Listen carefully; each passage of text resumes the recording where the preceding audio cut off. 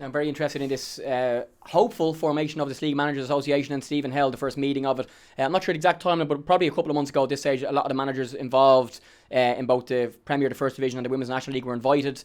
How are things at that meeting, and how have things gone from then until now? Because I know you've been involved in some meetings with Noel Mooney and people in the FAI, and you're hopeful that this can take the next step soon. Well, no, we'll definitely be taking the next step. We had a meeting a couple of months ago in Portlaoise, and we had a great turnout. The managers that weren't there genuinely couldn't be there, but we had an 80% turnout and it was magnificent. The Women's National League coaches were invited. We got responses from about 6 or 7 of them that really wanted. There's only 8 of them, but there was 6 of them contacted us, said they really wanted to be there but couldn't be there. So we need to keep them in the loop, because we want the National League is the most important league in this country. So that's what we were starting with. We needed to start on a relatively small base, but we want this to grow, to incorporate not just managers but coaches. We want this to be a huge association, a huge organisation. Do you know what I mean? That we can start getting onto. We had a chat with Noel Mooney and Donald Conway. It was a very productive chat. We wanted to lay out, this is what we want from it. This is how we believe we can be of benefit, not just to the FAI, but to Irish football in general. As we were saying, other things we were looking at was fixtures.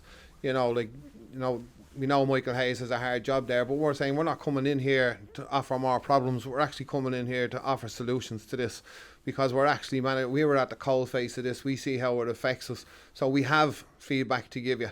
Other things we need to probably look at is the likes of players have standard contracts. We need to start getting that in for managers. Managers are unquestionably the hardest working people in a football club, and I'm sorry if I'm disrespecting anybody, but I'm telling you, they work really, really hard in so many different facets of the club, and they can be just dismissed like that, and we need to get some form of protection in for them, but not just for them. I think we've seen in recent events it protects the club as well.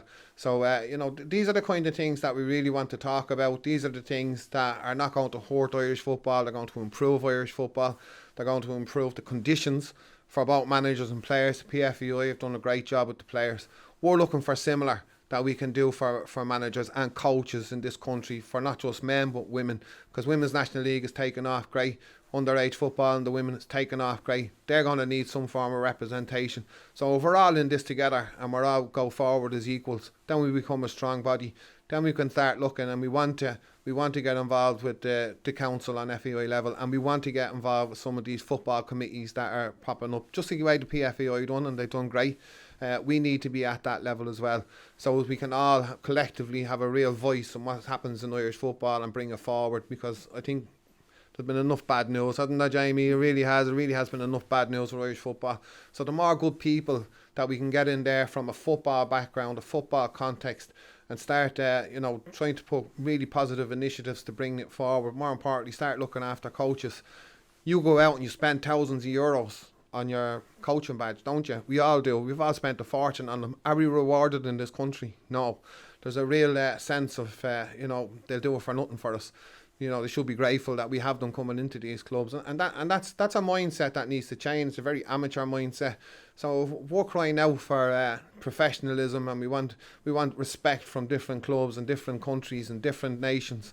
We have to pay our coaches. We have to look at a way that if a club takes a qualified person in, whether that's a man or a woman who spent a fortune educating themselves, we have to reward them in some way, and that's what we want to try and do by getting a bigger body together as we possibly can. That all those voices become one voice, and we can go and we can discuss this in a positive manner.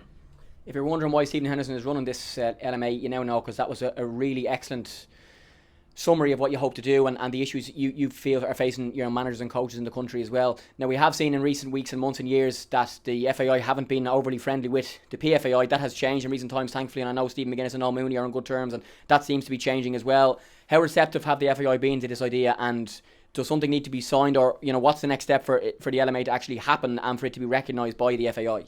Well, what we needed to do was very quickly, when we met in Portlaoise, very quickly we realised, okay, it's great having this meeting and it's great something that we want to do, but we've actually nothing set up here. So very, very quickly, Tommy Barrett, Tommy's brilliant. Tommy's on this committee with myself, Collie, Pat Devlin, Barrow Sullivan.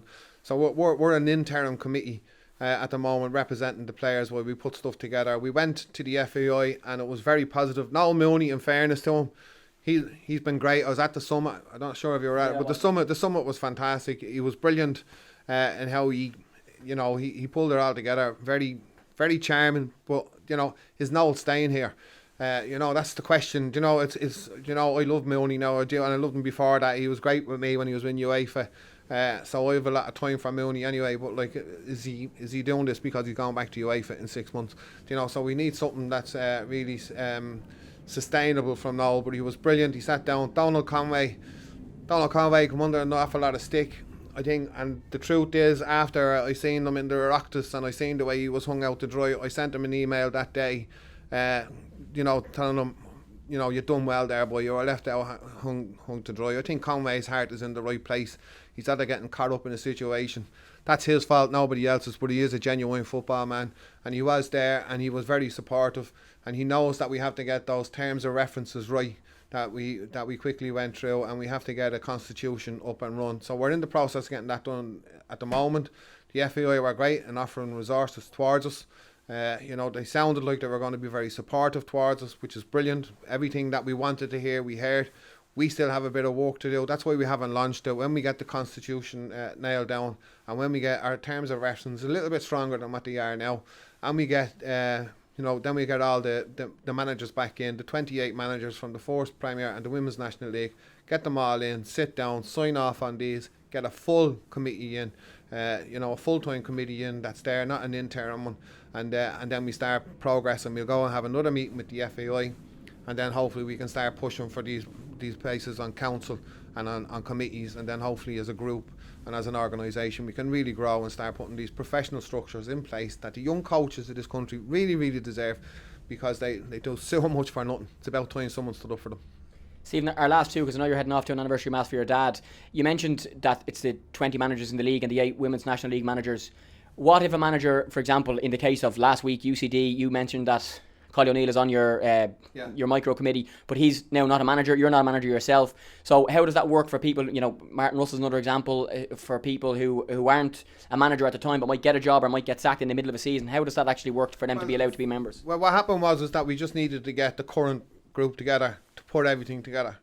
This will be open to everybody. This will be open, you know, as soon as we have all the procedures in place, then it will be it's open. Then Martin Russell, come in, because we want to be a voice for them as well. We have a website ready to go.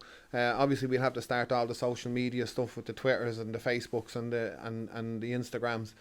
There's probably other shit out there I don't know about, but anyway, we have to get all that up and running.